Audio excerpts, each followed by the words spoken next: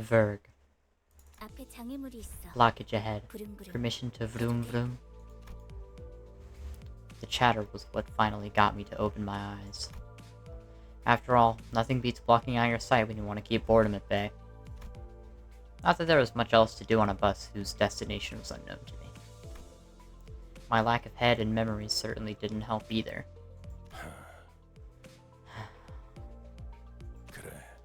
Alright, let's proceed. Okay, here comes bumpity bumps. 비싼 세정제야. Expensive washer 베리가 fluid. 큰맘 먹어서 Verg 못 City paid a 그랬어. fortune. Oh yeah, also, because I switched to now, I'm just gonna replay all of Limbus myself and record it. Every single playthrough I can find has its own flaws. So I'll just be doing it myself. It also means you don't have to hear the voices in the background. But anyways. The clump stuck to the window. Fuck! The clump stuck to the window gently devolved. Fuck! The clump...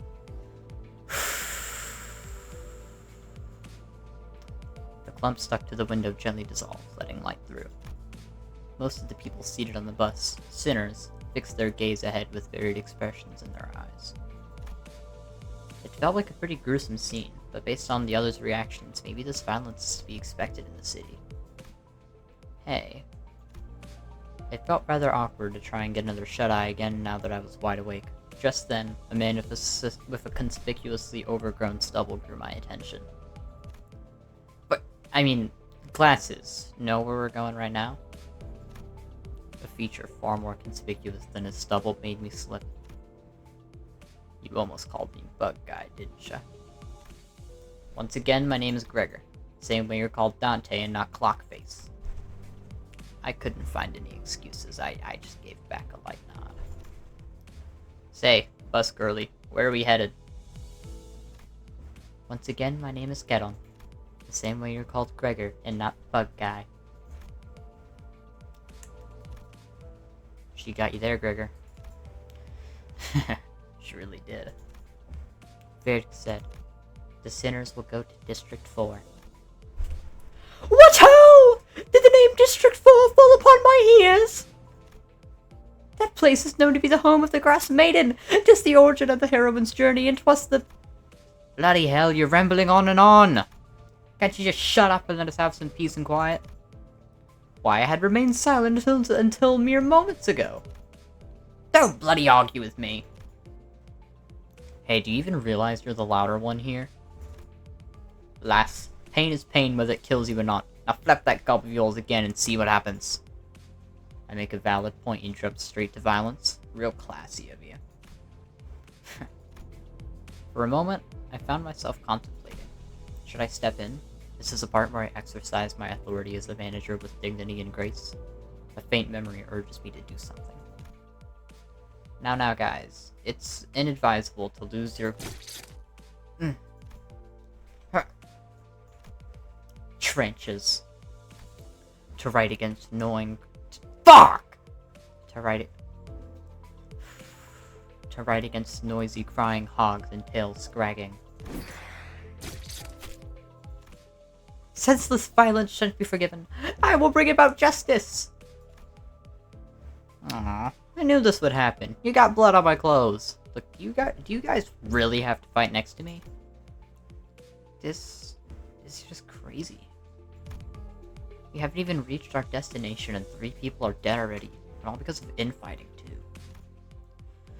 Can't even look away for a minute of how things going sideways, can I? You 4. Cleaning duty for the next month. Such unfairness! I merely sought the hand of justice! Hang on. Tell him to do my laundry, too. Bloodstains don't wash off easily as wine. They're cheap, you know. Just get up.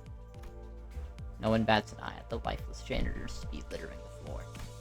Maybe they're already taking their unlimited revivals for granted. Problem is, I don't know how exactly I'm supposed to bring them back. Dante, I'd like you to turn the clock back. Turn the clock? So that's what you look like when you're puzzled. I'll keep that in mind. Miss Faust. Virgilius gives Faust a tired nod and gestures to me. She lets out a small sigh but came to my seat, probably out of a sense of obligation. It's the same thing you did the day we first met, Dante, though I suppose that was more of an instinctive reaction. Now, let's try again. Close your eyes. Though I have no eyes to close, blocking out my sight is something I've done. I had no reason not to follow Faust's instruction here. In fact, the door is everywhere.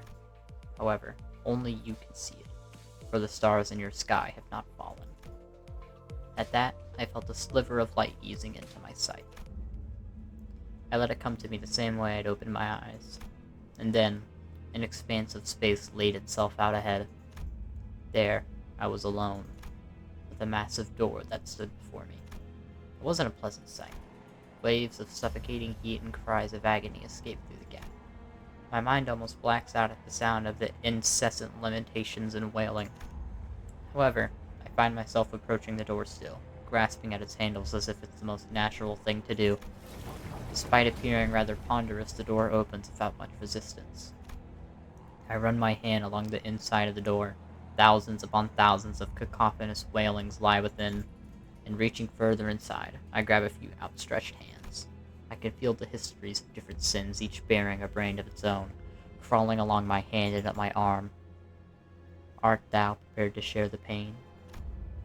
Could that have been a question, or rather pressure to comply? With all my strength, I yank out the sinners clinging to my hand from the door. Ah! Terrible pain spreads through my neck and head. A torture so unbearable I'd have taken death over it, and I refuse to let up. The sensation of bones and muscles twisting and entangling with each other goes on for what feels like an eternity. My untrained legs buckle under the unbearable pressure, and I drop to my knees under the pool of blood. And then I see it. The vibrating surface of the red viscous liquid bubbling and splattering as the pain grows even worse. Soon, the blood soaking the ground coagulated and fused into 3 separate masses. And then the pain that seemed to go on forever disappeared just like that. As the lumps of blood rose into the air and flew off, the terrible red haze cleared from my vision, and I was once returned to the rumbling bus. What's it like, coming back from a decapitation? Did your heart race? As soon as Heathcliff comes to, he rubs his neck, hisses out a few curses, and stomps toward Ryoshu. Hold on, I just brought you back, and you're going straight into another fight. Heathcliff whips around to glare at me, eyes blinded with fury. It's your job to bring us back anyway, innit? If that's done, then piss off before I smash in that bloody clock you call a head. Please, wait. Dante looks like they're in a lot of pain. We should really stop. Heathcliff does not wait for Sinclair to finish his speech and slams his steel bat into the young man's skull. The bus is filled with Sinclair's choking, unintelligible gurgles as he lay dying. Next time, Clockface, it'll be your noggin getting bashed. That clear enough? Yes, you really are as much of a scumbag as you look. Dying once not enough for you? Heathcliff tightens his grip on the bat while Ishmael readies to swing her mace. How did I end up managing a bunch of people who stay the same wrecks even after literally coming back from death? So my mind wandered, a sinister chill swept in and froze the tension in the bus into total silence. Seems we are overdue for some proper discipline. The sinners, who'd been seconds away from jumping at each other's throats, came to an immediate standstill, as a pair of red eyes raked over them with a freezing, merciless glare. Rule number 1. Do not let me hear weapons clashing inside the bus. Any of you break this rule from this moment on, you will be begging me to kill you before I'm even done. I'm sure you're aware that I'm capable of far more than just that, yes? Sinclair's death throes were the only sound that broke the silence. Heathcliff glowered. What the fuck? Glowered? What the fuck? Anyways, Heathcliff glowered at Virgilius, but didn't dare argue back. Apologies, Dante, but I need you to rewind the clock again. Again? I quietly shook my head. There's no way I was putting myself through that again. It hurt so much that death seemed downright merciful. The ghost of a smile on Virgilius' face evaporates as his expression hardens. Best open that door while I'm still feeling generous enough to ask you nicely, Manager Dante. Oh. And if it is the pain you fear, if it's why you're shaking your head, I will gladly help you with that. The agony of rewinding won't even make you bat an eye once I'm finished. A surefire way to boost your pain tolerance, don't you think? Did I hear you correctly? Our manager clearly declined your request. This interruption is ill-timed. I was informed when I joined the company that the executive manager would be my superior, not you. I would say the manager has made themselves perfectly clear by shaking their head. I see. So the aide has decided to step in now. Is that it? Then let me make myself perfectly clear to you as well. Virgilius' eyes turned a deeper shade of red, sharpening that bone-cold stare. I don't really know what I'm meant to do here as the manager, if I even deserve to take this role. But I felt that I should at least stop things from spiraling into an even bigger mess. Bringing back one sinner should hurt less than reviving all 12 at once. Otis, I'll rewind the clock, it's okay. Virgilius caught me frantically gesturing for Otis to stand down, and the red gleam in his eyes faded. A wise decision. As you wish, Executive Manager. Otis looked like she had more to say, but quickly backed off and snapped into attention. The red door greeted me again, bringing with it the sickening sensation of bones and muscles churning and contorting against one another. I decided to stop describing the pain to myself going forward. Not the sort of torture I could ever put a name on anyways. Thank you. Sinclair stood up with a pained moan and bowed in appreciation before tottering back to his seat. My jaw's all like clicky and clacky every time I like open it and close it. I'm gonna see like a tiny click. Yeah, weird. Anyways.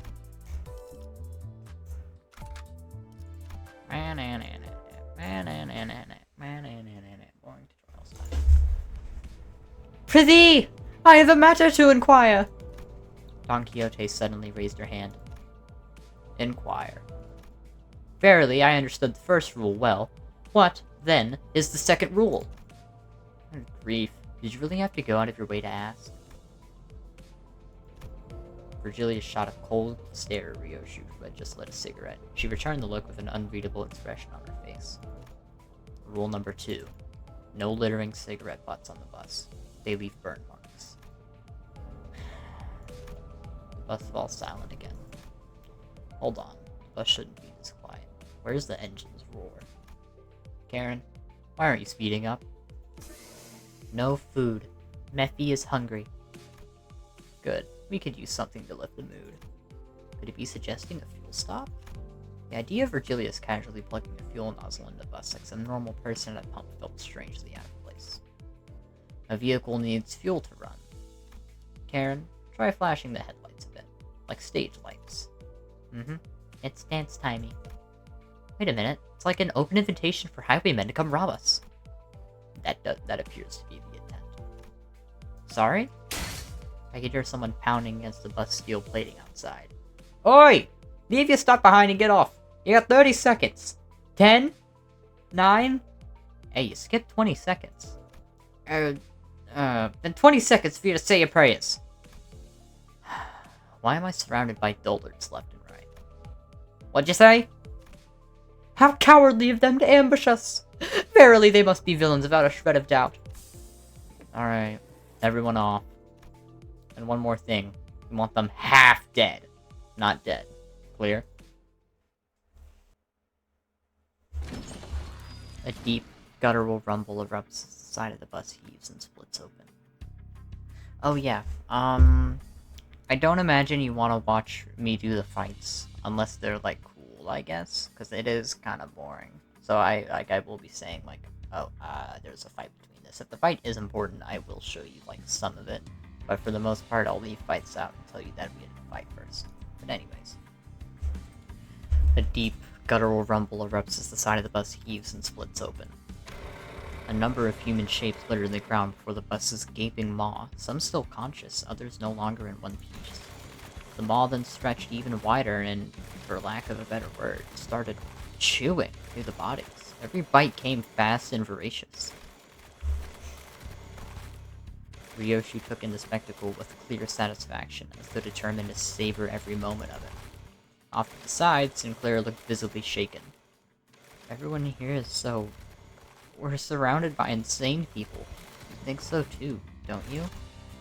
The way he reacted made me wonder what history the sinners carried. Just to make sure, none of you were forced to join, right? Whatever happened before my head got replaced with a clock is a complete mystery, but as far as I can tell, I was basically forced into the company. And maybe they're not so different from me, or so I thought. Until... Sinclair bowed his head as if I hit a raw nerve. That's right. This is my choice. I'll get used to this, won't I? He was muttering under his breath like he wasn't talking to me at all. Tis the deed I would have done, even if the company sought me not. Lo, yon host of evil draweth nigh!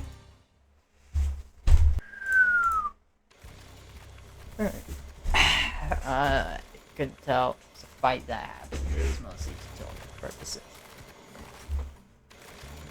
Seriously, when's the last time I actually have to do stuff myself? I swear this lump of metal is eating better than we do. Do mind that all meals are portioned in appropriate amounts. It's nowhere near enough to keep me going. I thought I'd heard Heathcliff shouting. You think I'm doing this on a full stomach?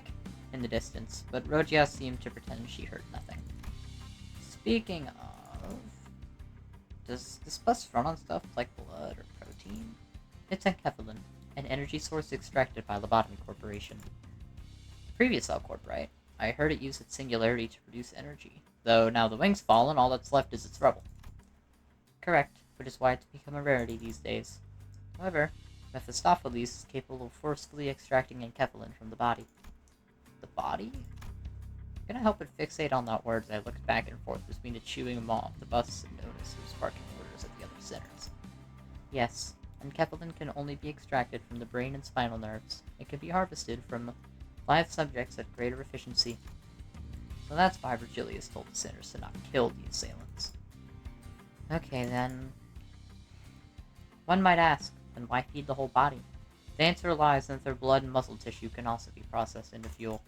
While enkephalin is used to generate ignition and thrust, the leftover organic matter is used to sustain velocity, which in turn reduces the bus enkephalin demand. Why? I cannot remember the voice I did for you saying. A hybrid. Faust went on to explain how most of the vehicle's fuel is taken from branch facilities, and that harvesting enkephalin from human bodies won't be sufficient in the long run. Most of it went straight over my head, though. Well, that's complicated, but I get you're in for some tough work. Not at all. No work is tough for Faust. If anyone's doing the heavy lifting, BS. Hey! Manage your butt. More incoming.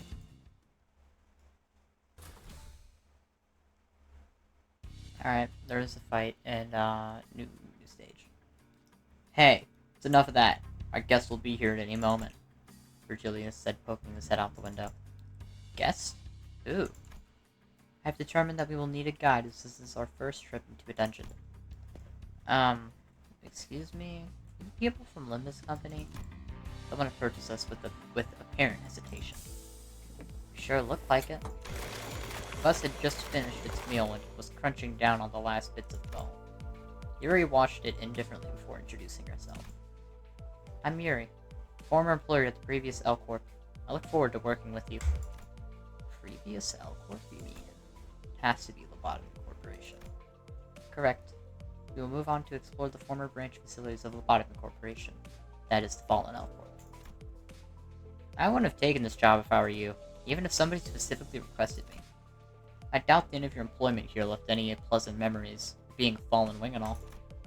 What are you on about? Fallen wing or not, a huge payday will turn any brutal work into charming memory. I heard those facilities are still crawling with monsters even now. Not monsters, abnormalities. Regardless, what you said is true, but it is also a home to more important things than those entities. In the deepest zones of these branch facilities are plant-like growths that have only recently begun to form, the essence of L Corp's technology.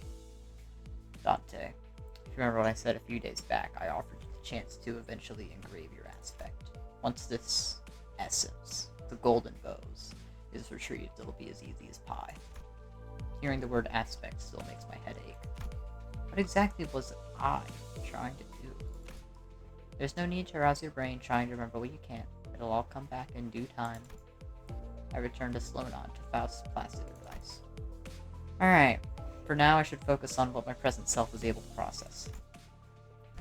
And if it's Lobotomy Corporation we're scouring, might we come across some Kevlar too? Oh, does that mean we'll have to feed more people to our vehicle? We could also grab some ego if we're lucky. That's 3 rats with 1 stone. Ego? It's another unknown term that makes me tilt my head. But in any case, it seemed rather rude to keep talking while we had a guest on board. Apparently, I wasn't the only one who thought so. So, Sayuri, what have you been up to after L4? Gregor flashed what looked like his best attempt at a kind smile at our new passenger, hoping to strike up a conversation. The corner of his eyes twitched, forming a facial expression he obviously wasn't used to, but I pretended not to notice. It appears to me that thou art an honorable fixer. It is said that all fixers exude the noble scent of heroes. As Yuri gave a slight nod, I heard Ishmael release a deep sigh. I don't know who gave you that idea, but fixers are anything but noble or heroic. The only scent you'll smell is the miserable stink of wage slaves. Couldn't have been easy to find another job so soon. Good you're holding up. For now, I'm just a contract worker. Aha! So that explains why you come crawling back here. They promise you a team leader position or something in exchange for a major find in what's left of your previous workplace? My contract might get extended if I return with results. Right. Strong performance becomes a life or death matter you're aiming for a permanent spot. And what a pointless life that is. Hey, what's all this sarcasm? Something grinding your gears? I don't know. I'm hearing right now is getting on my nerves. Seemingly unaffected by the abrasive attitude, Yuri quietly took an empty seat. Glaring between the two of them, Gregor returned to his seat as well, scratching his head. I don't think I'll ever get used to being around these people. You'll want to fit in fast if you want to make your job easier, Dante. He can't hear him!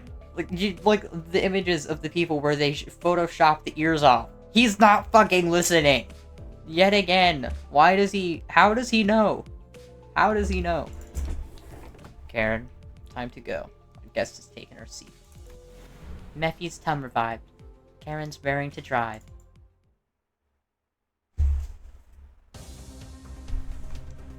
Alright, well, as you can see, more combat. So, yeah.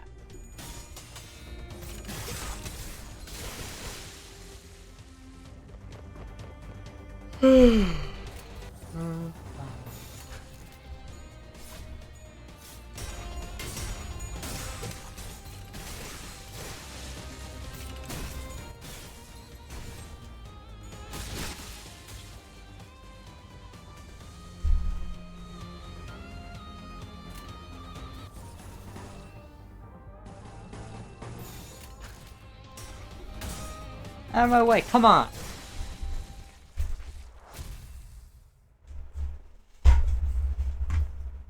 Out of my way! Rah!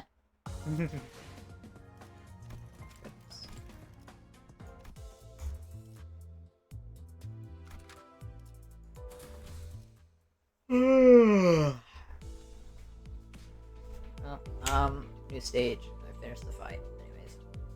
Anyways. Excuse me? I remember showing you my map. How do you know where we're going? No answers were returned, but the bus keeps speeding anyway. By using intuition. Geron's intuition. What?! Pinky hair. Explain why you're wagging that odd paper in Keron's face. Because they keep going in weird directions! Take a look at this map. Our destination is to the southeast of here. Karen reluctantly gives the map a cursory glance, as she couldn't continue to ignore what was shoved right in her face. Follow the heart. That's where the true path lies. Here, here! We all must follow as our hearts lead! You're just admitting that you can't read a map! He took the words right out of my mouth. Yuri and Ishmael put a palm over their respective faces at the same time, almost like they were in sync. Ooh, did our driver make a new friend? Pinky keeps on blabbing. I know the way. No, I mean, we're headed in the wrong direction. Look ahead. More obstacles. Do I boom? No, Karen. Hold on a moment. Looky! Nice butt you got. Nice. Fuck! funniest butt you got there. Looky! Nice bust you got there. Why don't you give me a ride? I guess Mephistopheles could use a helping of dessert. Dessert? Oh, the devil got your hand. For good luck. Get on down. It needs to be fed just a bit more. Alright, fight over. Back to story. Now, Karen, tell me, is this east or west? Karen only knows two directions. Mephi's front and back. How did you come so far with a driver who has zero sense of direction? Karen, like I said, sun rises from... At the driver's seat, 3 heads gathered over a map. Well, one of them might have been at a slightly different elevation from the rest. Chiquita, aren't you gonna join him too? I beg your pardon. I am no child, and I am most certainly not little. Watching Don Quixote shake her fist sky-high at Rocha, I noticed a bitter gaze falling upon them out of the corner of my view. I'm starting to think Yuri might have put up with a rough childhood. Gregor cast a quick glance at me, shook his head, and went back to watching the driver's side with his chin propped on his hand. Wouldn't be on the youngest side, either. Some nests used to conscript anyone old enough to hold a knife. Nests. Explain that a nest is basically the center of a district, if my memory is correct. Sounds like nests used to get into wars with one another in the past. Did that happen often? Not frequently, but it sure as hell did happen. Interested in learning about wars, Manager Bud? Oh, I'm not really curious about the details, just gathering info I should know as the manager. Just as I went to speak again, a sideways glimpse of the look on Gregor's face made me pause. He had this faraway look in his eyes, as though he was staring past the driver's seat. Don't get me wrong, Manager Bud. I'm not calling you out or anything. Heck, it's actually a pretty stand-up attitude for a boss, I'd say. He slowly continued taking a pack of cigarettes from his pocket. Still, ignorance is bliss, if you ask me. I think you should savor it while you can. War's the kind of knowledge that sticks to you and never lets go. Got another word, he lit a cigarette. No, you should have turned right at that intersection! It's okay, Karen. We can turn around at the next junction. Ah, the woes of a driver. I think that might be the only complete sentence that she says. Like, ever. Outside of the April Fool's event a while ago. But yeah, it's limited time April Fool's. We're never seeing it again. Well, looks like we have more pressing matters at hand. Ain't that right, Manager Bud? Gregor chuckled, each snort sending a puff from his smoke-filled mouth. I was still curious to learn what he'd been through, but he's right. I should focus on other things for now. Because, as upon cue, an urgent matter presented itself right before our eyes. Or rather, right at the doorstep of us. Enough squabbling now. More enemies inbound. Alright, combat. This should... Alright. You shoved my pals into that bus, you sick bastards. Are you nuts? You'll pay for this. We were just gonna leave with the bus, but now I gotta see you all bleed. Berg. The fuel's acting up. Karen gets woozy when many mouths start being noisy. Nothing to worry about, Karen. They'll shut their mouths soon enough. Off the bus. Okay, now... Okay, let's look at the map again. Karen, can you please focus? A question reared its head as I stared at the trio arguing over the map once again. The bus was made specifically for Limbus Company, right? It was made exclusively for us, to be more precise. Isn't that basically what I said? You don't appear to be catching the nuance. That's weird. I think I spoke that word out loud. Is the clock broken or something? I can tell as much about it being verbalized. There is nothing that Faust doesn't know, after all. Anyway, must have taken a long while to get it off the oven, especially with that mouth on the side. It only took the expected amount of time. He's downright oppressive to talk to. Faust is a well-renowned genius. She knows the ins and outs of the city. Oi! You're so smart, why don't you help those twits at the driver's side figure out the way? Can't sleep a wink with their constant bickering. Faust is no meddler. She answers questions, but doesn't intervene without being asked first. Additionally, there is no greater joy for a human being than to ponder on problems in order to grasp an answer. Faust would rather not spoil that delight. He wouldn't get it. I doubt he's pondered on anything ever. I saw Heathcliff's grip tighten on the bat, however. With Virgilius casting a glare his way, he clicked his tongue shut and crossed his arms and forced his eyes shut. Wonder why they're always so prickly. You and me both, Manager Bud. You and me both. With Gregor quietly snickering, the bus resumed its ride.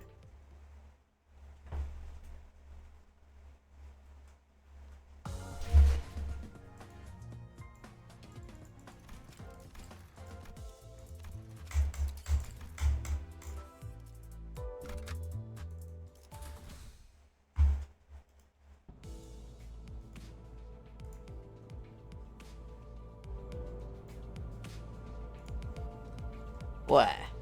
Greg, you know these people? Huh? Give me a break. There's no way I'd know someone in this corner of the back streets. Gregor's face stiffens the moment he looks out the window. Bugheads? Unlike the other enemies he'd run into, they were part insectoid. Gosh, Dante, thank goodness you got a clock for a head. I would have gagged every time I looked at you if I would have gagged every time I looked at you if you were a huge bug like that. Isn't that the same type of augmentation you have, Gregor? They transplant those disgusting bug heads onto their necks on purpose? You better stay away. Wouldn't want to get infected and turn into a bug, nah?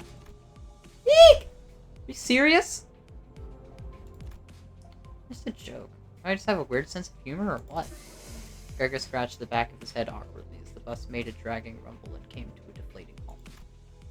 Most former G-Corp employees were given biomimetic augmentation procedures like Gregor was. You used to work with old G-Corp, Gregor?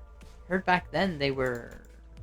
Ishmael frowned as if she remembered something unpleasant, but didn't elaborate further. Gregor managed to smile, but his hardened features didn't relax in the slightest. I wonder, where do people like them sleep at night? For many, the sky is the roof above their head, and the stars are their firelight. Aha! So they're the poetic sort? I don't think that's what he meant. And I see they're bent and standing in our way. Aren't you going to get off, Gregor? Mind telling me why you're singling me out? Well, I'd rather not be the one to ramble about someone else's history. Take the lead, Gregor. You know the reason full well. You're one nasty fellow. A cluster of insect-headed soldiers were gathered close to the bus. Ugh, I'm not too fond of taking the lead. What are you? Why does your arm look like ours? Hold on. I've seen that face before. Mostly on flyers and magazine covers, I'd bet. Gregor? You know them from somewhere? Not really important right now, Manager. Now is really not the time to be digging into the past. That arm bothers me, but whatever. Point is, I can't let you through. Is that so? Suppose you can't talk this out? Anyways, shouldn't they at least cover those insect parts before coming out where people can see them? They'd make kids cry. Couldn't they have made their parts less conspicuous like yours, Gregor? I'm a special case. The procedure makes those buggy parts grow on the head most of the time. Although I'm not sure if I should consider myself lucky. Feels like they're trying to stop us from getting to the branch facility for some reason. Are they after the golden bow too? Maybe. They are many who seek the essence, after all. And I'm sure they all have their own wishes. Isn't that so? Why are you looking at me? I'm just as lost as the others are.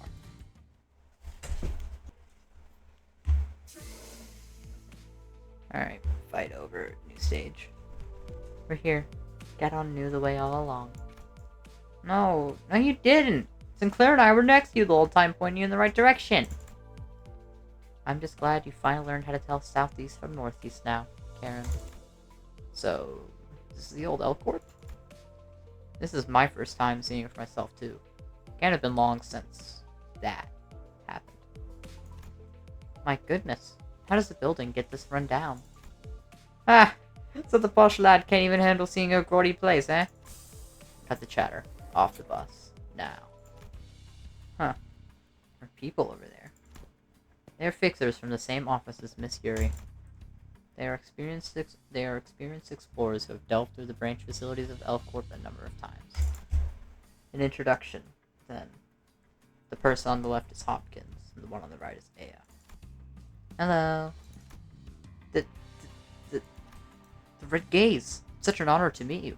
heard so many stories of your deeds. To see you in person, it's... See the shabby warehouse there? It's where the stairs leading down to the branch facility are. From there on, Yuri will be your guide. Yeah. These fixers aren't rookies either. Count on them to deal with any complications. That should be enough, yeah? This is as far as I can accompany you. I'll be waiting back at the bus. Huh? Wait, what? You're sorely mistaken if you expect me to babysit you forever, Dante. You're saying you're gonna take a backseat while we do all the work? If I get myself involved, the expedition would be a little too free of a challenge, wouldn't it? It'd turn into a happy little tour. In other words, you want us to come back red, black, and blue. That's the sort of thing people say when they're hiding something. Think as you like. I got you guides and all. Now go make it count. Yes! I certainly won't disappoint you, Mr. Red Gaze. I'll try my best, I suppose.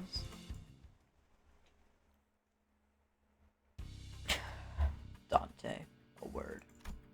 While the others were busy exchanging greetings, Virgilius called me over to a secluded corner. Let me warn you in advance that the guides are only grade 8 fixers. Grade 8? It means they're low-rank drudges, errands being their main tasks. Put them to use, but don't rely on them. In other words, they're not dependable enough? I nodded to let him know I understood his point. You might be the only one on the bus I can talk to in any meaningful way. Well, best of luck, Dante. Virgilius gave my shoulder a pat with a crooked smile, then slowly made his way back to the bus. We entered the worn-down building of Elacorp's branch facility. The deeper we advanced into the dark ahead, the awful stench rising from the underground floor only grew stronger. Ugh. Smell. It's awful. I can feel the waste collecting in my lungs. The odor is so intense, it circles back around to refresh him. Let me warn you one last time. If you die here, Dante won't be able to revive you even when the battle is finished. Revive? Must be a popular joke or something. Can't even follow the kind of stories we're going around in the city these days. They seem to have misunderstood us, but seeing as Faust made no comment on it, I decided not to add my input. Because we could now almost make out the sources of the rancid smell before our eyes. Looks like they've been dead for a while. An astute observation, Executive Manager. The corpses have reached the state of active decay. Bleh. Bugs are having a feast over there. Let's just hurry along. Huh? Something up, Gregor, babe? You scared of bugs? Now, I believe, while you're not so immature as to shove dead bugs in people's faces. Boo! Just in case one of... Put it away! You think that's funny? I mean, it is hilarious. Who would have thought that you, of all people, would be scared of these creepy crawlies? Greg, did it bother you that much? Forget it. You. Stop there for mischief this instant. Do not cause additional concerns for our manager. Hold on. This body here, still warm. Such is a sign of a recent attack. The gloom that had cast over Yuri's face cleared after observing the bodies. These aren't our... Lobotomy Corporation employees. I heard these various facilities are considered pure gold mines now, attracting all sorts looking for a jackpot. Phrases like the lobotomy dream or the encephalon rush are apparently starting to catch on among fixers and syndicates. LDE rush. Got a nice ring to it. Really appreciate the input. Totally worth the long silence. Is such frivolous use of the English not prone to blurring the original meaning? Is such frivolous use of English not prone to blurring the original meaning? That's what I'm saying! You seem to be talking a lot more than usual, he's saying. Does that reflect strangely? He was never really the quiet sort. He only had a shift recently. It's not a bad thing to have more lackeys with keen eyes. I'd like you to keep that up. Let us march! You make yourself look like the captain here. I dare say that role belongs to the manager. Please forgive my insolence, Executive Manager. Frowning as though she were caught off guard, Otis bows to me and she apologizes. No, it's nothing. Let's head down. Most of the corpse's body parts were morphed in bizarre ways. One had insect wings protruding through their intestines. Another had horribly twisted antennas hanging down. These kind of look similar to the thugs we ran into just before, don't they? Mean those bug-headed people? Why, I'm seeing uniformed tangos ahead. As Otis noted, multiple figures could be seen down the corridor. Uniform what? What's that? Unidentified targets, possibly hostile. I'm sure we all had the same idea as to what Otis was referring to. The enigmatic abnormalities that might be roaming this facility, as Faust mentioned. That might be what those shadowy figures are. We have no choice but to face them. Hey! Who goes there? What we confronted weren't the creatures we anticipated, but people. It's too early to be relieved, though. Huh? I'd have told you we were the only people around here. Did they slip past our team at the entrance? These scavengers keep coming one after another. Oi! Bug buggers! Your friends with the bodies back there? Bodies? Bastards didn't. Wait. I don't know what hole you scum crawled out of, but hear me out. You're here for the Encephalon, aren't you? You go down one floor, there's a treasure trove waiting to be nabbed. Whatever's on that floor is yours. Just take what we can here and be on our way. So you recognize me. Huh. The moment the soldier's eyes landed on Gregor's face, their thin veil of affability crumbled. However the fuck you say that, I have no idea what that is. You fucking traitor. Ah, you must have been dispatched to the front lines too. Don't I look better in real life than I do on those flyers? Cut the crap! I can't believe I used to salute to your face. Whoa, easy there. It's not like you had to salute to me in person. You didn't suffer from a single side effect, did you? You got to live a normal life all thanks to that damn privilege of yours. We never even got the chance, you two-faced piece of shit. They discarded us like trash the moment we lost the war. I was tossed out all the same, you know? Isn't that a soldier's life? To be discarded? And I see where you decided to take your life from there, rifling through trash and gunk like actual vermin. Halt! No good can come out of taunting your foe. You served in the military too. You know where this is going. We're not getting out of this without a fight. We were planning to let you through. We really were. But now I'm gonna make mincemeat out of you and your traitor friend. Like hell you were. You're gonna wait for us to climb back up that Encephalon so you could backstab us and swipe it. Wait, were they? They've smashed right past the rock bottom a long time ago. Don't expect him to care a whiff on air.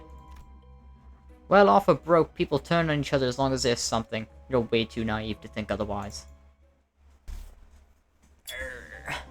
Gregor lights his cigarette and takes a drag before sighing a long plume of smoke.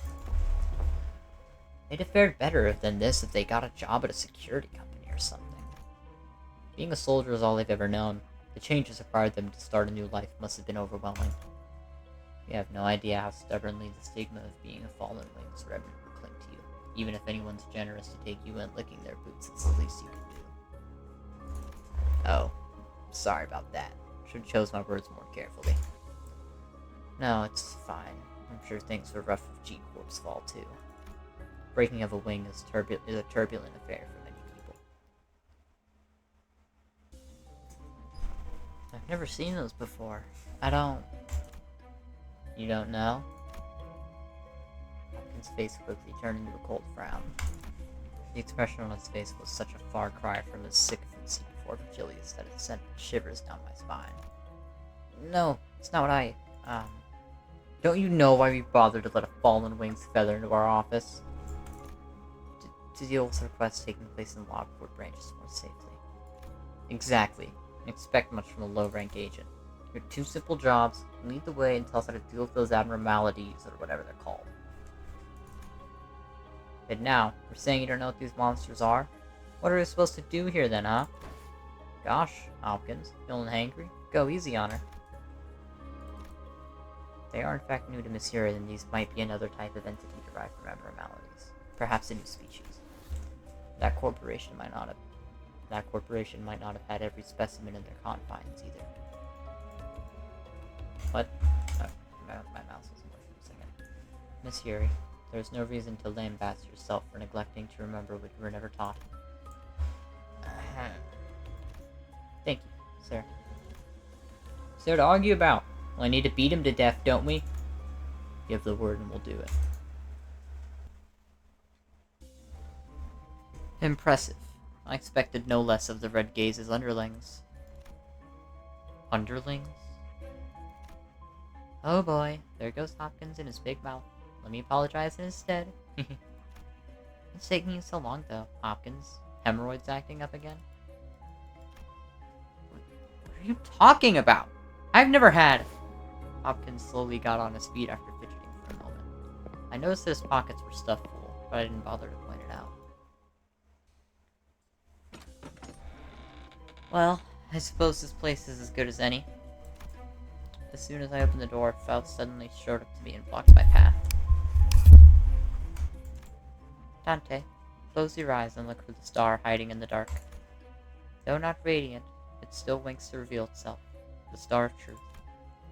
Star? This one won't hurt, right? It shouldn't cause you any pain since you're simply locating it. Something about the way Faust put that bothered me, but I decided to trust her and block my sight.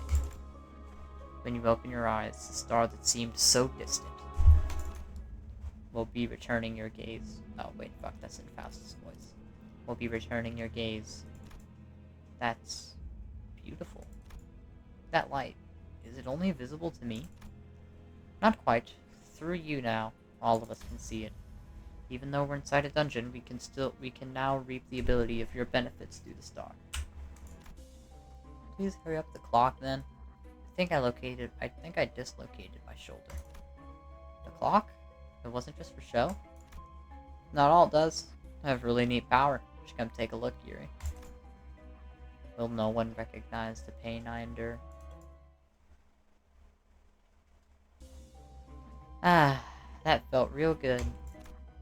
I'm dying over here. What an amazing clock you've got. I haven't seen that kind of technology anywhere. That has to be on the level of singularity. Which wing could be behind it? Hopkins stared at my head with palpable greed. I tried to ignore it, but looking at his stuffed pockets again. Dante, why are you clutching your head like that? It's nothing. Miss Faust, is it within our manager's capacity to use the clock powers to restore the lives of the guides, should they perish? The clock only works for us sinners. Oh, gee. I suppose that's for the better. Imagine you dragged back to life with a gaping hole in your stomach. Wouldn't that suck? Nah, you know what? Dying from getting a hole punch in your stomach's a pretty lucky way to go. You'd be a goner in seconds. Huh? Wait. Ah. A tendril erupts from the wall and penetrates Aya's abdomen in an instant. All units, prepare for battle! What'd I tell you? I've always been a lucky girl. Aya! Her life is already cut short.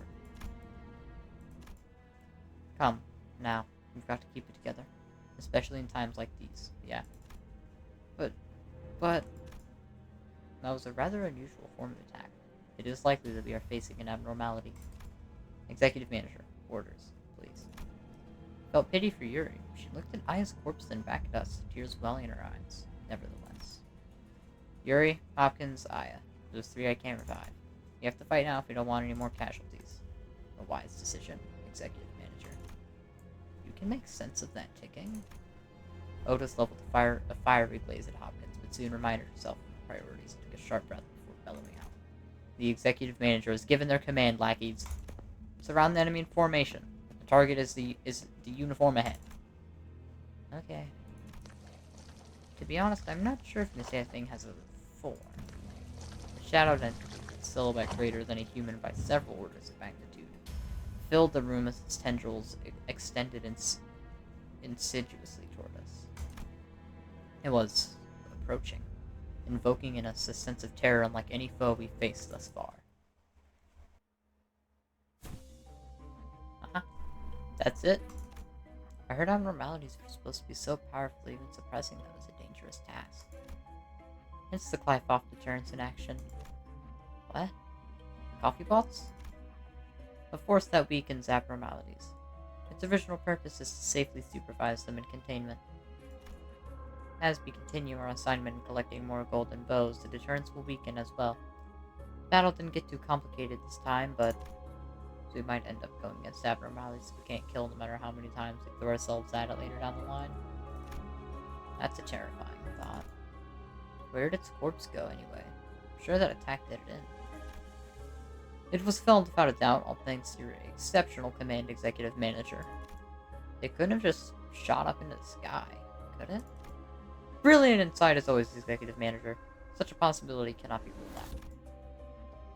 Don't you see how thick the ceiling was between us and the surfaces? Over there. Over there. Yuri gestured towards something listlessly. The shock of losing Aya must have shaken her pretty badly, seeing her endure and keep her chin up. I figured it was best to just let her be instead of trying to comfort her with a few words. Is that an egg? It's the core of an abnormality. When suppressed via appropriate measures, it'll be reduced into this condensed ovate form. And it'll hatch once enough time has passed here.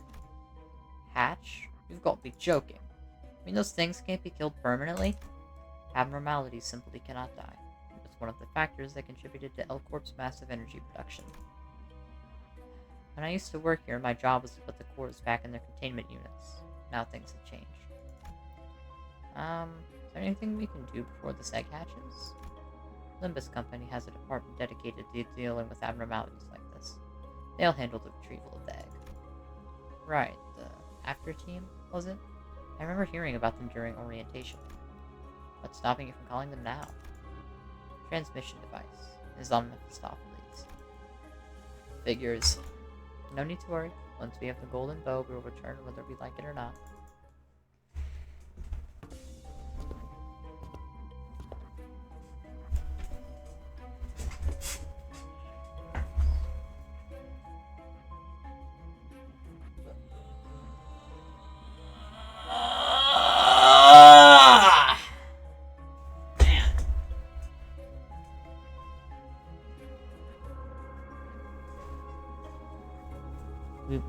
We went down another floor. Never thought I'd come back here. Most of the Bottoming Corporation's facilities consist of multiple floors. Each floor should be occupied by an abnormality marking its domain. Seriously? There's more of them? So, where'd you figure all that info about what we'll face and stuff? Faust knows it all. The guide said the before team does reconnaissance in advance. So you only know that because you have ties to the staff. That information does not contradict my statement. In any way, this means we should expect at least one major threat every floor. It'd be idiotic to advance into the unknown if our hostiles on our six. Looks like we have no choice but to take them down as we go. You took the words right out of Faust's mouth. Is it not an ideal thing to be able to convey your intentions before they've been verbalized?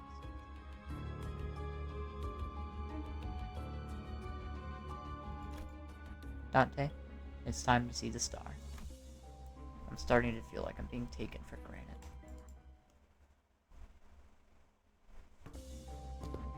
Another veteran appeared from the dark, his gait grim and heavy. He must have been a high-ranking soldier once. Despite its age, his badge still gleamed. Manager Gregor. I think I know your face. Where? I was the head manager of your team. It's incredible how a deserter like you has the audacity to kill my men. They were once your own comrades, you know. Look, the war ended a decade ago. Haven't any of you learned how to move on from playing as soldiers? Ended? Nothing has ended. Nothing has ended, damn it. The war might have ended for you when you deserted G-Corp, but for the rest of us, we never left the battlefield, even to this day. As much as I'd rather not relate to you this way, I'm not really that different here. Then you ought to understand, Manager Gregor. Only one verdict awaits deserters. You say that like it means something, but it's against company policy to carry out summary execution for personal revenge, boss man.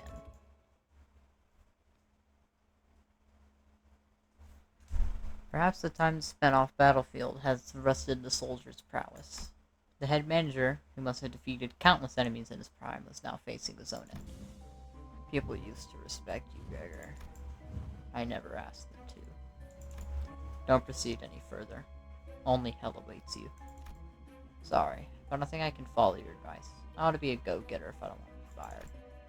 Have you abandoned your honor for some pittance? Sold it in a bundle along with my metal. Landlord's getting real impatient about my rent, you see. The head manager smiled bitterly as he expired. You're no different from us.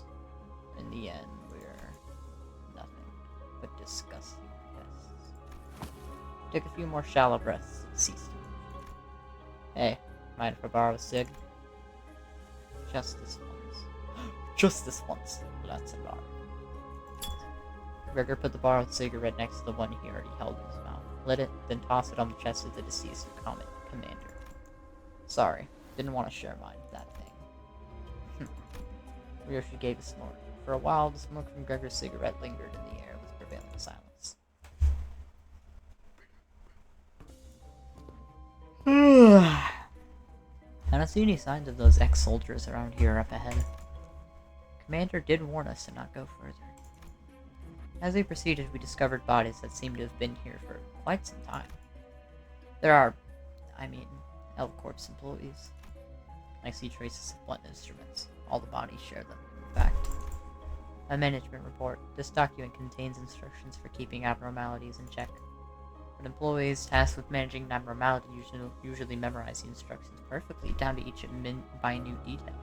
They wouldn't have needed these, so why? I dare say none of them had the necessary information when the abnormality escaped. If the eggs weren't moved into containment yet, that could be the case. There are way too many corpses here.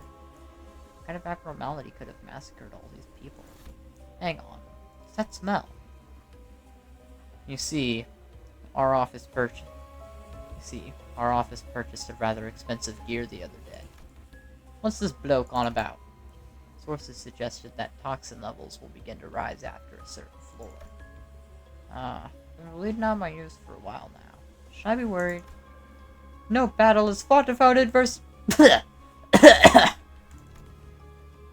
was also told that continued exposure may cause bleeding. How come you're okay, though? It's the anti-abnormality gas grenade supplied to employees. One must have gone off somewhere among the bodies here. Yes, it seems the toxicity level's pretty high around this area.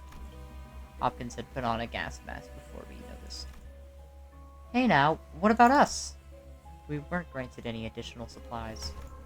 You slippery rat! You about this? Bloody scum, that's what you are! Heathcliff broke off mid-sentence and dropped to a knee. Elevated emotion states accelerate blood flow. In other words, the toxin will spread faster. Try to remain calm, minimize movement, and breathe in regular intervals. Hopkins, why didn't you warn me? Well, I've got a question for you too, Miss Yuri. Why would I make our office squander its precious funds on expensive gadgets for a deadweight like you to waste? Let's be real. It's a miracle you managed to join us in the first place. Aya may have taken a liking to you, enough to give you special treatment. But now she's dead, who gives a damn? Sneaky blighter. How do you live with yourself? Don't be silly. Everything's fair game for a fixer. Hearing that red gaze had company tickled my curiosity, as it turns out. You were just a ragtag band of lunatics who thought it'd be a good idea to waltz right into these death traps without even a bit of research. Can't believe. I've got to let that tosser carry on. Picking up on the hostility, Hopkins backed off and made a quick dash for the exit. Well, at least I managed to grab an armful of Enkephalin thanks to you. I'll write in my report you all been missing, cause death by asphyxiation. It's just a bit too embarrassing. Stop. Yuri slumped to the floor, watching blood pour from her nose to her hands. And she wasn't the only one. Rhodia, Heathcliff, and the other sinners were writhing in pain as blood gushed out of them. Gregor? Took this with me so you could have something to remember her by. He was holding the same type of gas mask as the one Hopkins wore. But why? So Messiah, she... Daff you, huh? It's as good as yours then. As for our unprepared band of lunatics, we do have a way out. Don't worry about us. Coughing up blood, Yuri put on the mask. I know he's right. I know it's hard for someone without connections like myself to be appreciated by an office, no matter how many errands I run for them all day, all night. Only 3 minutes left until the branch was locked down. Initiating site burial. The doors were about to close on me. Energy transfer is 85% complete. Yuri! Don't leave me behind! Yuri! So what was I supposed to do? Is it so wrong that I survived? Should I have been buried alive alongside my coworkers? The whole building is being locked down just to keep the abnormalities from getting out. It is a sin. Down here it is. That does sting a bit, Gregor. I stood there blankly for a moment, then snapped back and looked over at the sinners. Half of them were already dead on the ground, and Ishmael's head dropped dead after she said her last words. A sin. But... so what, buddy? You gotta live on like it's nobody's business. Laying guilt on yourself over spilled milk will wear your heart out. Once Gregor drew his last breath, Yuri and I remained as the only survivors. Don't worry about us too much. I can take him back there and revive him. I knew all Yuri could hear was the mechanical ticking, but I did my best to communicate my words to her nonetheless. I know. And she did not speak again for a while. After a long stretch of heavy, awkward gloom, the toxic gas finally cleared. Looks like it's okay now. Oh yeah. I'll give you a hand. Let's go bring your people back to life. With that, Yuri took off her gas mask and calmly carried the sinners on her shoulders, one by one. Unsure how to respond to the look on her face, I decided to keep quiet. Were those abnormalities responsible for killing all the employees? I doubt that, if my guess is right. Please, keep your eyes forward, Executive Manager. There's another one of them. A humanoid being wearing the head of a statue was slumped against the wall. Hi, are you here to draw your lot, gather all your IDs, and give them to me, and we'll find the winner? His hand was barely grasping onto the strap of an employee ID card. Alex was the name written on it. Alex. Gone nuts, has she? What's that blabble about winners? Some abnormalities had to be placated with regular offerings as a part of managerial guidelines. You shouldn't go that way. They will find you. You had to sacrifice people to it, didn't you? It's your turn to draw people? What happens if no human sacrifice is made? You never found out. I never deviated from the procedures. I guess it escaped and started killing people left and right. Ha! That abnormality must have been one spineless bugger just to whack victims in the back of the head. What do you mean? Did you all get jabbed in the eyes or what? Those wounds were clearly left by humans. You can tell they were beating the shit out of each other. Those thickos killed each other in a fight. But why would they do that? It's clear as day. Probably figured out they could last a bit even after the branch got buried. Keep up the stream of human sacrifices nice and steady and rescue might eventually arrive. Guess they kept the lot going for a few months, buying themselves time for each sacrifice. Problem is though, think the one who drew the short straw would always go quietly? For them, I'd bash the nearest bloke's head in rather than let him kill me. Better than me, ain't that right? And the rest is history, I bet. And the last survivor put on the stone mask along with the statue heads, believing that it'll save her from being sacrificed. That can't be. Alex isn't the kind of person to kill just so she could save her own skin. How do you know that? Can you be sure if it's actually Alex or not? Let me give you a tip. You'll be much better off going on your own foot before they come for you. Let us be on our way. The person will perish before long. While everyone moved along, Yuri remained in place and kept on staring at the statue-clad individual. It wasn't your fault. You know it's not, right? Leave me behind, Yuri. Please leave me. Time to go.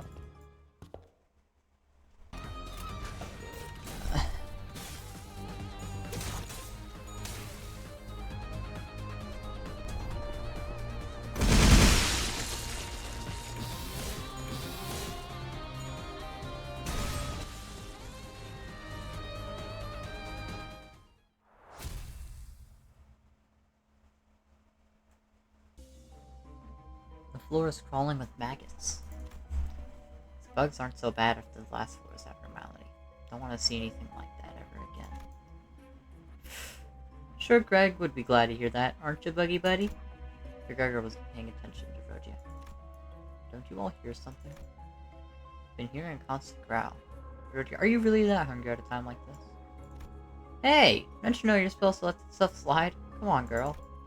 No, not like that. It's like... For the first time on the expedition, Gregor walked out of the group and opened the door next to him, as if by some compulsion. Wait, that's a containment unit! It's like that time. No, the door was already open. Gregor gazed blankly into the room, lost in the shower of the on-pouring golden light. Gregor! Did we travel back in time? I see an overcast sky. From a distance, screams and roars twine into a warped cacophony. The ear-shattering boom of artillery and war cries suffuse the air with its acrid sting.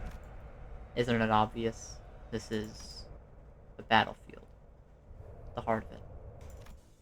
Am I dreaming? This is a nightmare. Why am I back here? So why the hell are we in a bloody battlefield? We trigger a trap or something? No, we were right on track. The essence of the technology we're looking for is not far from here. You mean the golden bow? Correct. Do you recognize when this was? Anyone with functioning eyes should know at a glance. Actually, I don't. I confess straight up. I cannot possibly blame you for not recognizing this, Executive Manager, as you have no eyes in the conventional sense. Sure, whatever you say. Otis cleared her throat as if to mask her embarrassment, then narrowed her gaze to the battlefield. Judging from the colorful wave of garish flags showing off the factions at play, this is at least 70 days into the Smoke War. This concludes briefing, Manager. That's when someone came up behind and suddenly tugged the Ethan's shirt. Are you out of your minds? Take shelter now, you'll age rapidly if exposed to that bomb's blast. The outpost next to ours turned into a nursing home. They can't even walk without sticks. Who the hell are you? Why do you act like you know us? Oh, Manager Gregor. My respects, sir. As soon as he noticed Gregor, the bandaged man snapped to attention and saluted him. You wouldn't recognize me, sir. I'm Toma, from Biomimetics Maintenance. I thought you were part of the advance party. I didn't expect to find you here at the rear, sir. Are you on your way to the front? I can help you get there since the augmentation of my leg allows me to jump. That sounds gross. Toma cast a curious glance towards Rhodia. You, what did you just... Hey! Toma, so you're an assistant manager or regular staff? Yes, sir. Sir, yes, sir. I'm an assistant private, sir. She's new hire, who had her procedure done not too long ago. She's still doing it for the delirium side effect. You know how it is. I'll give her a good talking to. Ah, I see. We must be getting desperate, setting new hires into battle. Yeah, we're sorry for the trouble. Gotta take her somewhere real quick. Gregor practically yanked himself out of the conversation and hurried to Faust. Just what is going on here, Faust? These are my memories. Or in the fathoms of your ego, to be precise. An open path in your psyche. In other words, you've entered your heart and mind, Gregor.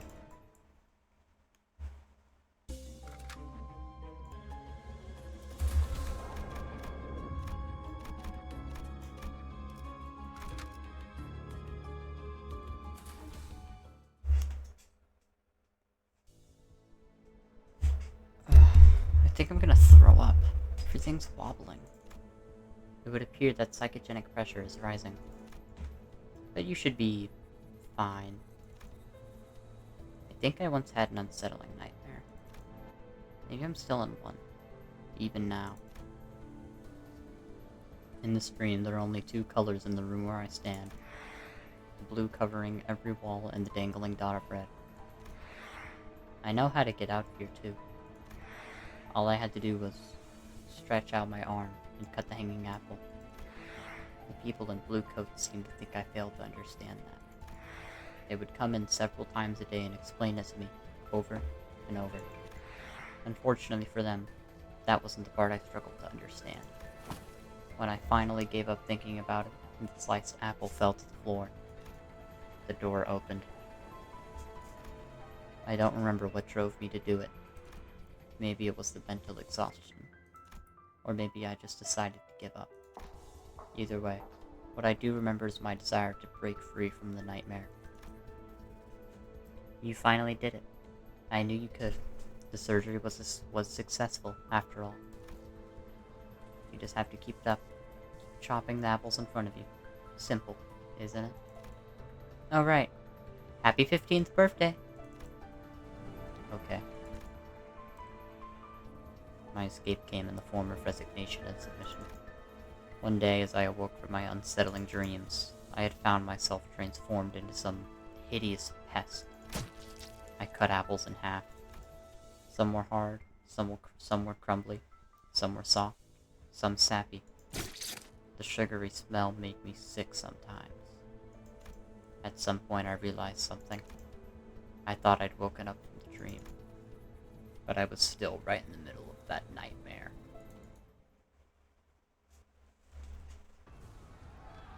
Still on the battlefield. It's the same place as before. Something's changed, though. Someone came up from behind and suddenly tugged at Heathcliff's shirt. Are you out of your mind? Get to shelter, now! You'll age rapidly if exposed to that bomb's blast. The nest next to ours turned into a nursing home. They can't even walk without sticks. Hold on, isn't this the same guy we just... But don't you worry, because Manager Gregor is with us. He doesn't suffer side effects like the rest of us do, and he can regenerate, too. He was operated on by none other than Herman, our most skilled director. A hero like you shouldn't be on the rear guard. I'll give you a ride. What the hell? Get away from me! 4 pairs of wings emerged from his back, clicking and twitching. Why are you running? You should be taking the lead on the front line with our G-Corps banner held high. I never wanted any of this. Not the procedure, nor the war. Take the lead. Take... Toma's mouth tears open, and long pairs of antennae begin to break through his skin. Yikes. Gotta fight them again? My stomach's gonna turn. What is that display of weakness? Do you wish to be punished for insubordination? I think we should run here. Excellent plan, Executive Manager. Knowing when to strike and when to withdraw is an excellent quality of a commander. The hell's her deal? Retreat is not an option. I don't get it. I heard every employee under the corporation had modifications, but it couldn't have been this foul. What we see here may differ from actual accounts. This path was not paved by Gregor's memories, but his heart. This is how he felt in his heart about his own allies. Did all the employees in your wing receive the augmentation procedure? Most did. Was it done with their consent? So, did the people in L Corp consent to offering themselves up to abnormalities? I heard that was written in the contract. We were never properly informed, though. They said such red tape should be skipped for efficient management. That we should face the fear. Meaning, everyone who joined the corporation agreed to it, knowing they are not. You can guess how it went for us, then. What's the delay, Yuri? Give me a second, please. The gas mask fell off my back. I don't see it serving any practical purpose now. You're only weighing yourself down. I mean, it's Aya's memento. You indulge in the most pointless activity in the world, yet you aren't even from N Corp. Tie it the other way. Sorry? The knot will come loose if you tie it that way. There's a sailor's knot I learned on the boat. I'll teach you how to do it back on the bus. Oh, thank you. What's this? Since when were you two so chummy? Yuri! You know what, why don't you join our company while you're at it? Me? That's... I know. We need to get the okay from Virgilius, or superiors and all that. But a little suggestion shouldn't hurt. I wonder. Plus, pink hair makes a perfect mascot to represent us. Come on, won't you give it some thought, please? A mascot? Yuri smiled for the first time, albeit faintly.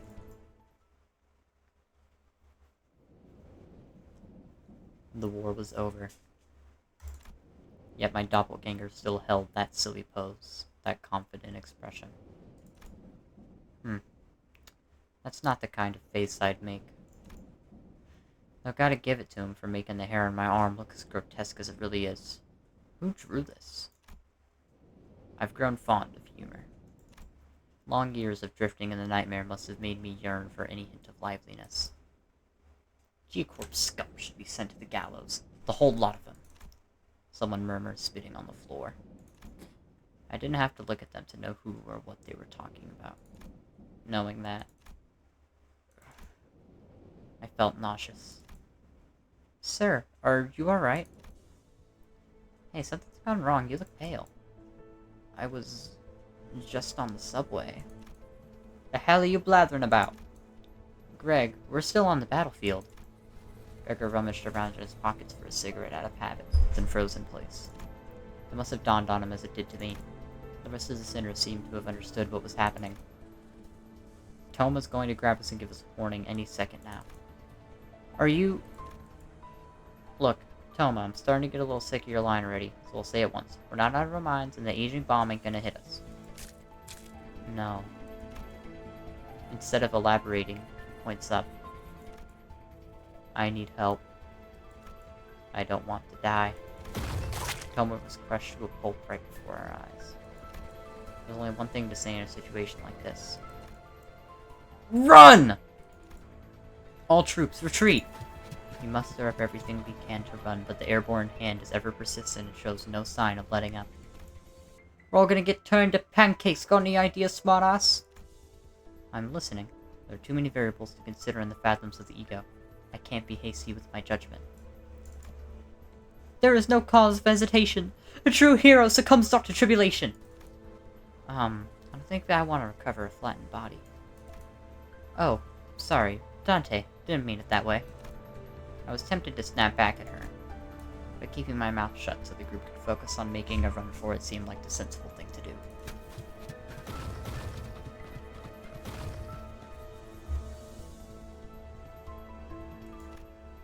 Still thinking, are you? Eh? Well, you must knows it all?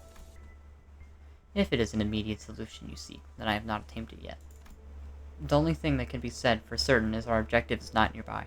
Dante would have responded strongly otherwise. Me? Are you joking? That's all you've got? Heathcliff furrowed his brows, ready to snap at the unhelpful savant. After a sudden close shave with the massive palm, he began speeding up without a word. Gregor? Whoa, hey, why the hold up? I think I see now. If this world is a product of my mind. Gregor took a breather, then looked at the sky. We shouldn't run away from that hand. Did you finally get the crackers or what? Gregor, are you sure? My life has never been mine to live. It only makes sense that resisting is meaningless in this reflection of my mind. In that case, letting the inevitable happen might be the answer. Are you all serious? It's not like there's any other way. We're all exhausted. Besides, look at the pattern on its nails. You don't see that kind of polish just anywhere. If that hand belongs to who I think it does, she will not stop chasing us. Faust, you said this is a path in my heart, right? Then I can tell you this for sure. It's about to hit a dead end. Be it the nightmare or the road, I never once strayed from that woman's control. Who is Gregor talking about? What does he mean by a nightmare? As much as I wanted to ask him. Might as well. Soon enough, the giant hand cast its shadow on us, descending. Just before it reached us, it stopped to hold us in its grasp. Everything went dark. I felt the disorienting nausea of being lifted into the sky. Only Faust and I managed to find our footing while everyone else stumbled around from the vertigo. We found ourselves in another battlefield, albeit one that was more familiar to us.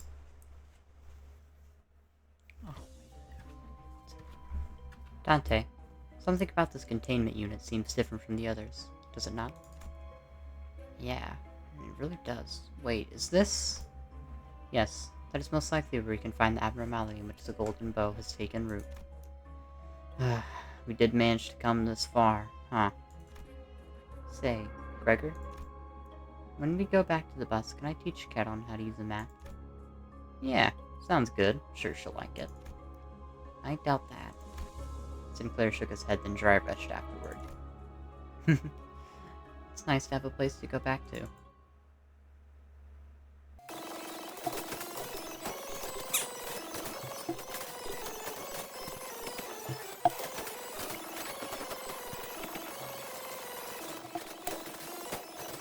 Fight rages on in the golden boats inside the apple. I'll go check it out, Yuri said to the others. The sinner with the bug's arm seems nervous about this. Does he want to go with her, perhaps?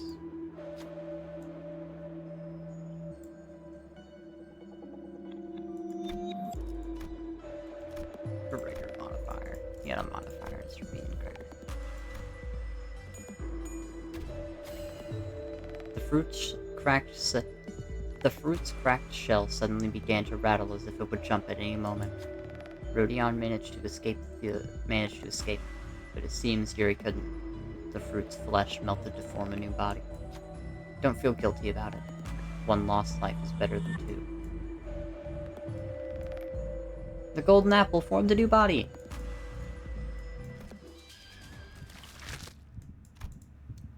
The abnormality devoured Yuri in one bite. She was gone without a trace. I can save the other sinners, but there's nothing I can do about Yuri. Without a word, Gregor hacked and slashed away at the abnormality, as if he expected to find Yuri unscathed by slicing the apple open.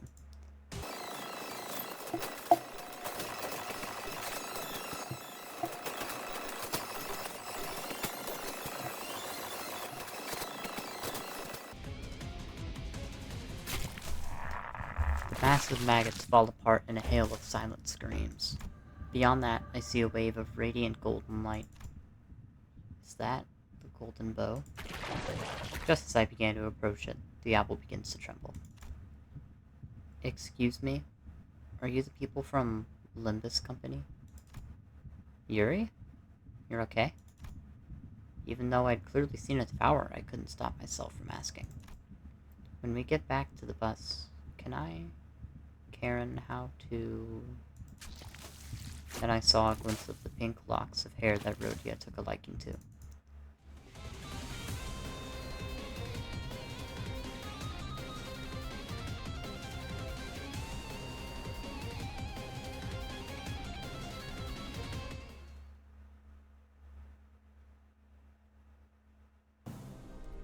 Yuri's head stood motionless, facing Gregor.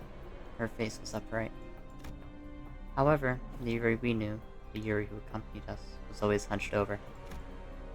Slouched and laden as though it were the obligation of the sole survivor to carry the weight of her dead colleagues. So, I had no reason to hesitate to warn him. That's not Yuri, Gregor. No, I don't think it is either. Gregor accepts it calmly. He then outstretches his arm, sending it flying towards Yuri. Yet it soon pauses midair. I didn't want to die. Cut her down, Gregor. I don't know if this is the right thing to do as the manager. None of us wanted to die. But I had to shout at Gregor now to stop him from breaking. Cut it now! God, ah! I don't want to die. This is... The verminous arm stopped inches away from piercing the civilian's throat. I pulled against it with all my might, but it wouldn't budge. Please, don't kill me. Just take my money, whatever you want. Let the woman go, otherwise I will stop you by force. But my arm, cut off the arm, now! This is your final warning, release her now or... Cut it off! As the dismembered arm falls to the ground, she slides down the wall, gasping. However, peace doesn't last long. The arm starts regenerating from its twitching slump. Are you alright, sir? No, stay away from me. Don't come any closer. The regrown arm rushes forward as if to remember the pain it suffered mere moments ago. You have my utmost respect, Manager Gregor, sir. Don't do that. I never even wanted to be a part of this war. What was I supposed to do? Is it so wrong that I survived? Please, live. Just live on. None of us asked for it to happen. None of us asked to be in this mess. To be so close, here, on the very periphery of the end, only to be stopped moments before your labor bears fruit. How regrettable. Well, we'll take it. Opportunities left unclaimed will only become null and void.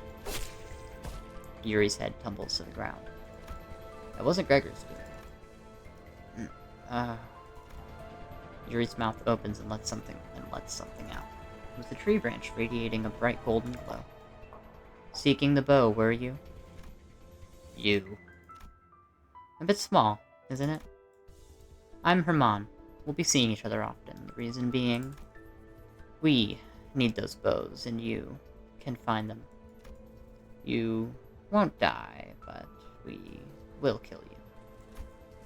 Herman nudges Yuri's head with her foot. All in due time, of course. We'll take good care of the bow you found. Gubo, my dear compatriot, is this the path you have chosen? Indeed it is. Only few remain now. It's been a while, brother. And do you know how filthy your clothing smells? If only your family were here to see the sorry state you're in. Some reunion this has turned into. How are you treating that gift of mine, son? I didn't invest in it just to see you in such a mess. I never asked for this. Not once. You should at least finish unwrapping the present. That little arm isn't all there is to it. Alright now, that's enough greetings. The man called Jia Huan clapped twice. Then everything went dark. Like waking from a long nightmare to the break of dawn. After some time passed. And I thought this would be an easy enough mission for you. It really is something. Your gall to come crawling back here after losing the bow right before your eyes. Have I overestimated you? Why don't you give me an excuse, Miss Faust? As it turns out, mortality wasn't the solution to everything. Anything to say for yourself, Dante? There was another group going after the bow. You had to have known this, so why didn't you warn me? They're asking about the other faction that sought the golden bow. Faust placidly relayed my words to Virgilius. Don't tell me you're blaming me for this. Tell me then, Dante, why would we bother sending 12 whole combatants to a place with no threats, after hiring fixers to guide them to? That's... enough of that, Manager Bud. It's my fault. You want someone to blame, I'm right here. How fascinating. You built a sense of camaraderie between you already. Well, I do suppose it's not bad to cover up for each other since you're all on the same bus. Just know that sticking up for one another doesn't make up for your incompetence. We got a call after Team Spec Ops Section 4 has just gone underground for their job. That sounds about right. Someone has to salvage the ego and abnormalities left there. A real shame that the essence was lost, though. This is getting excessive. Failure is a common thing on the battlefield. If an objective isn't met, you devise another plan and redeploy. Are you sure it wasn't your expectations that were too high for our first mission? I will have you know that the executive manager's performance was nothing short of outstanding. I suppose we'll leave it at that. You're not entirely wrong. Certainly. There seemed to be an uncanny tension between Virgilius and Faust. But right now, I had neither the energy nor willpower left in me to get inquisitive. The bus reeked with metallic stench of blood and gore that clung to our outfits, but no one thought to open the windows. And no one had the urge to have a change of clothes. All of us just sat down, dwelling on silence. Gregor, who had the most defeated look in them all, stared despondently out the window. Then he suddenly went to hang something from his pocket near the windshield of the bus. Bug guy, what did you put on Mephi's head? A memento. A memento for two. I had a sister, just about Yuri's age. That's all there is. I considered giving him a pep talk, but that idea quickly dissipated. Ishmael wore a grieving look, Sinclair was quietly weeping, and Rhodia let out a distressed sigh. If they couldn't offer him any encouragement, what good would I do? Charon, won't this get in your way? No, Charon will be fine. Alright, let's hit the road. Vroom vroom. The bus slowly grumbled forward. The gas mask hanging by the windshield gently swayed like an ornament.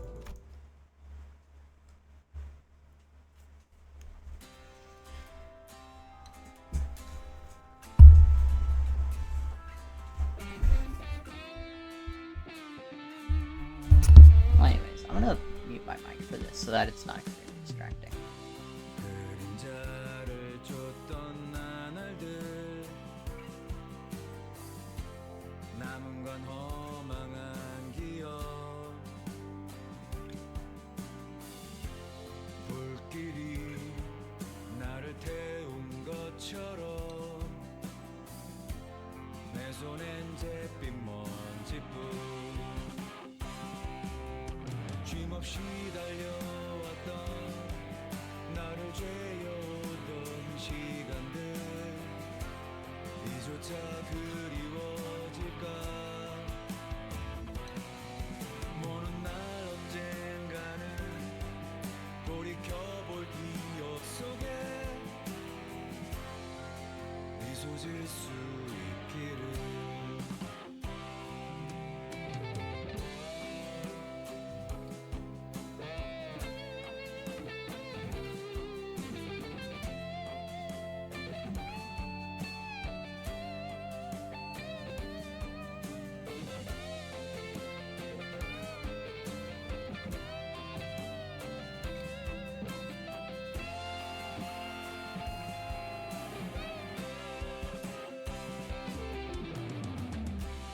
내게 남은 알 수 없는 시간과 이제는 나가야 할 때 자신을 태워 사라져가는 촛불과 닮아 있구나 충고를 새도 없이 떠밀려 던져진 날 속에 내 길을 갈 수 있기를 모든 날 언젠가는 돌이켜볼 기억 속에 미소 질 수 있도록 멀리 멀리 날아가고 싶어 밤하늘의 새처럼 별에 닿을 수 있게 이 밤 또다시 찾아오겠지만 괜찮아 다 사라지네